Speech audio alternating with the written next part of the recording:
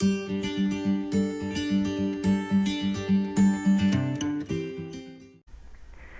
Everyone, lifeline academy में आपका स्वागत है।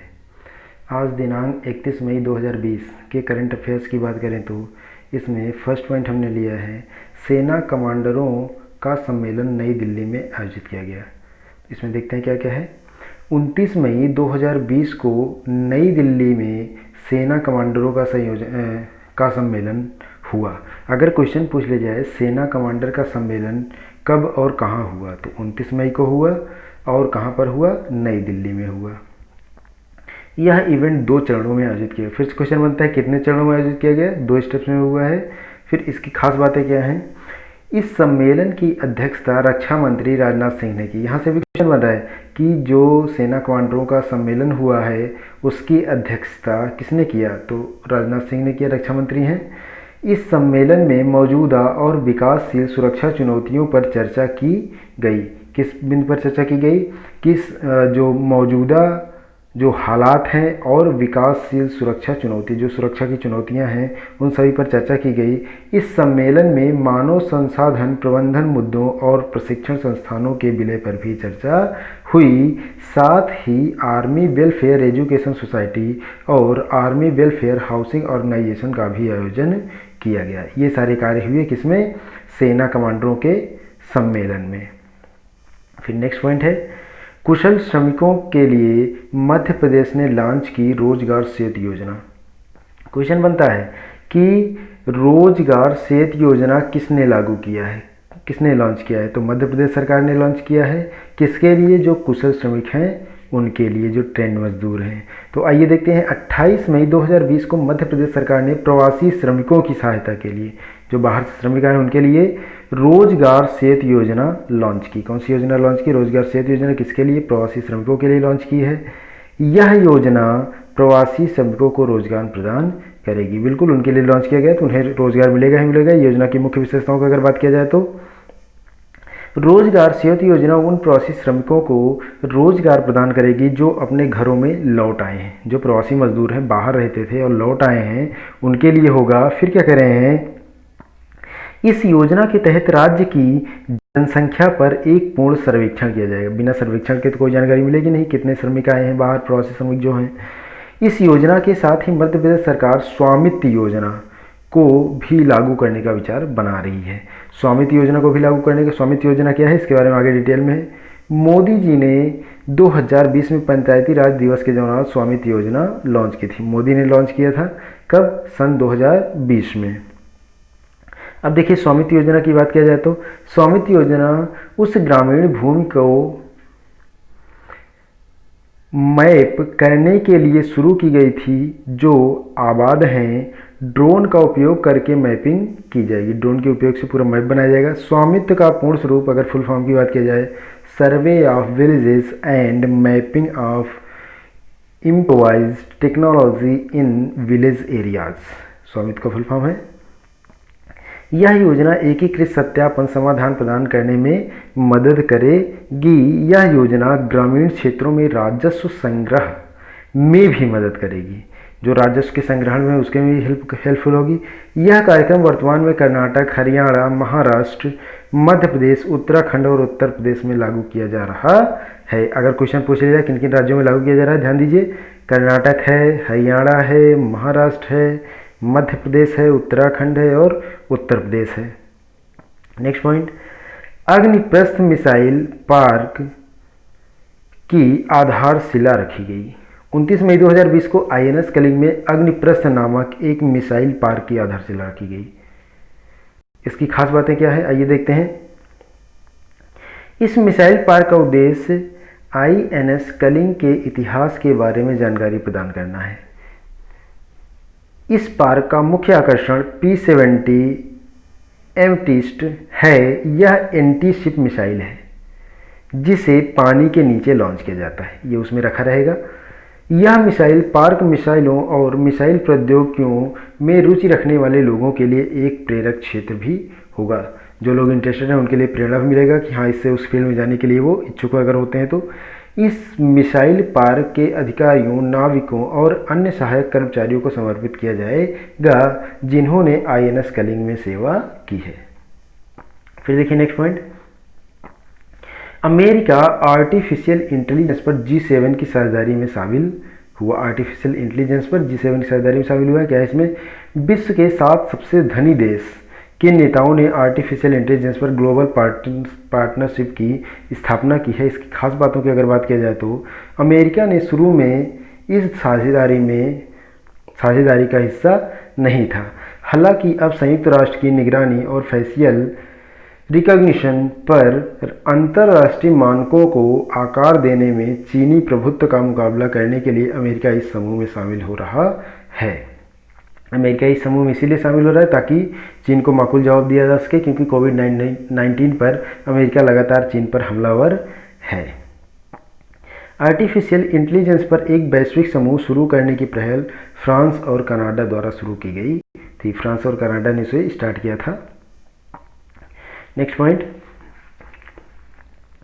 भारत सरकार ने पैरासीटामोल API निर्यात पर लगाया गया प्रतिबंध लगा दिया गया था। कोविड-19 को ध्यान रखते हुए उसको क्या किया, इन्होंने हटा दिया है। अब देखते हैं इसमें क्या है। 28 मई 2020 को भारत सरकार ने पैरासीटामोल सक्रिय दवा सामग्री API के निर्यात पर लगा प्रतिबंध हटा लिया। इन्होंने अपना प्रतिबंध क्या किया, वापस कर लिया। कितनी तारीख को? 28 तारीख को। हम आपको इस करंट अफेयर्स में हर एक जो भी योजना होती है या जो भी कोई कार्य होता है, जो भी कोई घटना घटित होती है, उसको डेट वाइज बताते हैं कितनी तारीख को हुआ है। तो वो डेट भी हमें ध्यान में रखना है, कभी कभार डेट भी पूछ लेता है। अब इसकी खास बातों का अगर बात किया जाए तो इसके मुख्य बिंदु जो हैं, प्रतिबंध हटाने से अब कोविड-19 उपचार के लिए इस्तेमाल होने वाली दवा सामग्री के निर्यात की अनुमति होगी। इसके लिए भारत सरकार के विदेशी व्यापार विकास अधिनियम 1992 की धारा 3 में संशोधन किया गया है। अब आसानी से ये निर्यात कर सकेंगे। और इसके लिए कौन सी धारा में संशोधन किया गया है? 1992 की धारा 3 में संशोधन किया गया है। प्रतिबंध, भारत सरकार ने 26 से अधिक फार्मा अवयवों के निर्यात पर प्रतिबंध लगाया था। इसमें पैरासीटामोल और हाइड्रोक्सीक्लोरोक्वीन शामिल थे, ताकि कोविड-19 के इलाज में थोड़ा इंडिया में अगर उसकी कमी हो जाएगी, दिक्कत हो जाएगी। यह कोविड-19 के प्रकोप के दौरान देश के अंदर कमी से बचने के लिए किया गया। देखिए आगे इन्होंने मेंशन भी किया कि यह देश के अंदर कमी से बचने के लिए किया गया था।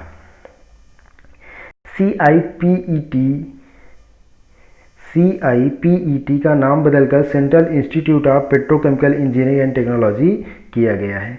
ये क्या है, कहाँ है, इसके बारे में देखते हैं।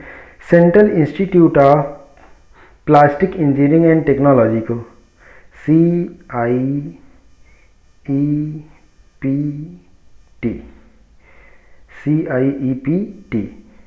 देखिए ऊपर लिखा हुआ है। Central institute of plastic engineering and technology का नाम अब central institute of petrochemicals engineering and technology रखा गया है। नाम उसका बदला गया है। यह नाम परिवर्तन को तमिलनाडु सोसाइटी पंजीकरण अधिनियम 1975 के तहत पंजीकृत किया गया था। अगर इसकी खास बातों की बात की जाए, मुख्य बिंदु की, CIPET का मुख्य उद्देश्य प्लास्टिक के विकास में योगदान देना है। प्लास्टिक में योगदान देगा। देखिए ऊपर पुराना फुल फॉर्म जो था प्लास्टिक इंजीनियरिंग है भी।